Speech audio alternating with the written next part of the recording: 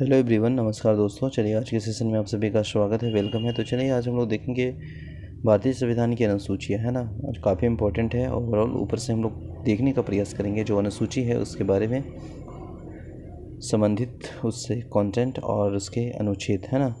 तो अगर हम बात करेंगे प्रथम अनुसूची फर्स्ट शेड्यूल में, तो फर्स्ट शेड्यूल में आप सभी जानते हैं आर्टिकल 1 से 4 के बीच में बताया गया है कि राज्यों के नाम और उसके राज्य क्षेत्र, यानी राज्य का नाम होगा और उससे संबंधित बाउंड्री लाइन हो गया, राज्य का अलग करना हो गया, जुड़ना हो गया, ये सभी के बारे में बताया गया है, राज्य के नाम और उनके राज्य क्षेत्र। इसके बाद इसी में बताया गया है संघ राज्य क्षेत्र यानी यूनियन टेरिटरीज के नाम और उनके सीमा में परिवर्तन के बारे में, परिवर्तन से संबंधित या फिर सीमा का जोड़ना, है ना। ये सभी आर्टिकल 1 से 4 के बीच में है, जो कि प्रथम अनुसूची यानी फर्स्ट शेड्यूल में आता है। इसके बाद अगर हम दूसरा अनुसूची की बात करेंगे सेकेंड शेड्यूल में, तो इसमें बताया गया बेसिकली निम्नलिखित पदाधिकारियों के वेतन, है ना, वेतन यानी पैसा, सैलरी, भत्ते तथा पेंशन आदि से जुड़े प्रावधान। जैसे यह आर्टिकल मेंशन है अनुच्छेद 59(3) में, और इस तरह से सभी आर्टिकल के अलग अलग अनुसार सभी का वेतन के बारे में बताया गया है। जैसे भारत का राष्ट्रपति, राज्यों के राज्यपाल, है ना, लोकसभा के अध्यक्ष और उपाध्यक्ष, राज्यसभा के सभापति और उपसभापति, राज्य विधानसभाओं के अध्यक्ष और उपाध्यक्ष, राज्य विधान परिषद के सभापति और उपसभापति, सर्वोच्च न्यायालय के न्यायाधीश हो गया, उच्च न्यायालय के न्यायाधीश हो गया, भारत के नियंत्रण महालेखी की परीक्षण। तो ये सभी के सैलरी के बारे में बताया गया है और आपका इसमें वेतन के बारे में बताया गया है। यानी पहला क्या होगा कि राज्यों के राज्य क्षेत्र बनेगा, दूसरा में उन लोग का वेतन मिलेगा। जब वेतन पैसा मिल जाएगा तो उसके बाद उन लोग को शपथ दिया जाएगा 3 में। तो एक तरह से रेट कर सकते हैं। पहला क्या होगा, राज्यों का क्षेत्र होगा, राज्यों का नाम होगा, राज्यों का सीमा होगा। इसके बाद दूसरा जब पहला हो जाएगा तो दूसरा में उन लोग का वेतन मिलेगा। वेतन जब मिलेगा तो उन लोग के वेतन के साथ साथ ओथ यानी शपथ ग्रहण कराए जाएंगे, है ना। विभिन्न प्रारूपों से पदाधिकारियों के द्वारा शपथ होता है। इसके बाद 3 हो गया। 4 में क्या देखने को मिलेगा हम लोग के, 3 के बाद 4 यानी 4 जो चौथी अनुसूची है, 4 में क्या होगा कि राज्यसभा के स्थानों का आवंटन होगा, है ना। इसके बाद 5 में अनुसूचित क्षेत्रों और अनुसूचित जनजातियों के प्रशासन एवं नियंत्रण से जुड़े प्रावधान के बारे में है। और यही चीज़ को 6 में विशेष प्रबंधन दे दिया गया है। असम, मेघालय, मिजोरम और त्रिपुरा 5 राज्य है जो कि जनजातीय क्षेत्रों के प्रशासन के बारे में उपबंध है। इसके बाद फिर 7वां में देखेंगे संघ सूची, राज्य सूची, समवर्ती सूची के बारे में बात किया गया। 8वां में आपका लैंग्वेज से संबंधित है ना। 22 भाषाएं हमारे संविधान में है, पहले 14 था, बाद में इसे जोड़ा गया। इसके बाद फिर 9वां में क्या मिल जाएगा, 9वां में यही मिलेगा आपको देखने को लिए, पुनर्विलोकन। और 10वां में दल बदल, है ना। इसके बाद देख लेंगे। तो चलिए हम लोग रिलेट कर रहे थे। तो पहला में हम लोग देख लिए, दूसरा में देख लिए वेतन मिलेगा, तीसरा में बेसिकली आपको क्या मिलेगा, तीसरा में बताया गया है और वो यानी शपथ के बारे में। चौथा में बताया गया है ये राज्यों और राज्य क्षेत्र और द यूनियन के लिए राजभाषा, है ना। इसके बाद फिर है 5वीं अनुसूची में अनुसूचित क्षेत्र और अनुसूचित जनजाति प्रशासन का नियंत्रण से जुड़े प्रावधान है, जो कि अनुच्छेद 244 है।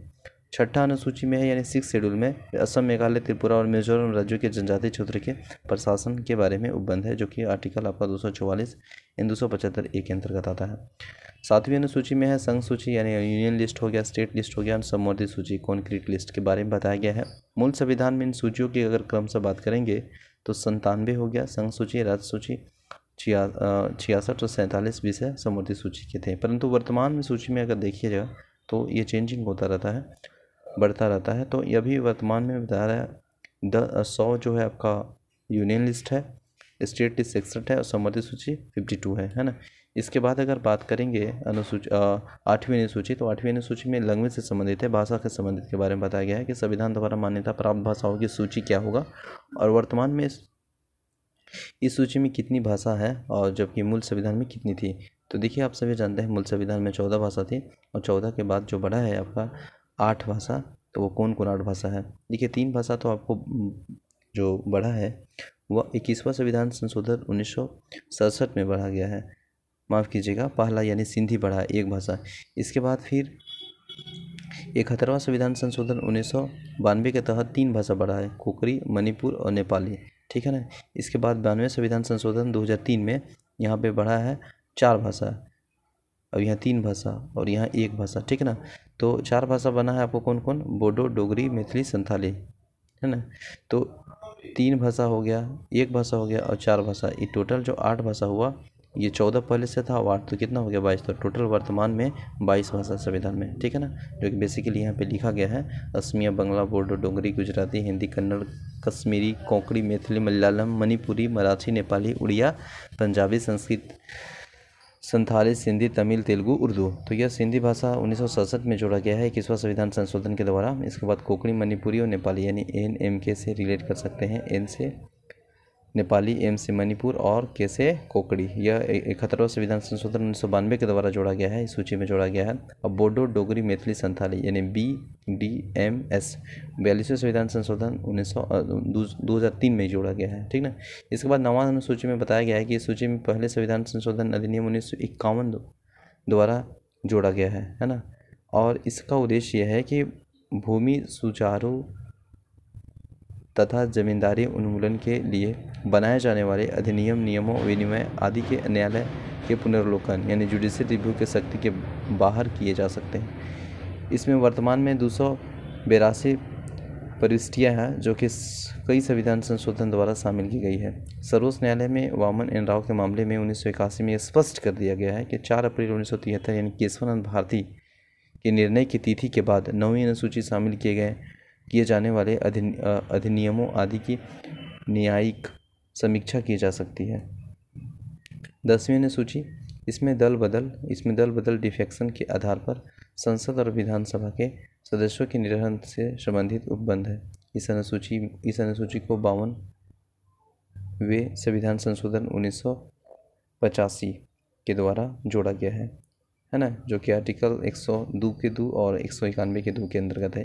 91वें संविधान संशोधन 2003 के द्वारा इसमें संशोधन किया गया है, दल बदल विरोधी कानून भी कहा गया। 11वां अनुसूची में बताया गया है कि इसमें पंचायतों की शक्ति उत्तरदायित्व के निर्धारण किए गए हैं और इस सूची में 29 विषय है और इस अनुसूची में 73वें संविधान संशोधन 1992 के द्वारा जोड़ा गया है, जो कि आर्टिकल 243(6) से 6 है, ठीक ना। इसके बाद 12वीं अनुसूची की बात करेंगे तो इनमें नगर पालिकाओं की शक्ति जिम्मेदारी के बारे में बताया गया है, नगर पालिकाओं से संबंधित, जिसमें टोटल 18 आपका सब्जेक्ट यानी विषय देखने को मिलेगा। और यह अनुसूची 74वें संविधान संशोधन 1992 में जोड़ा गया था, ठीक है ना।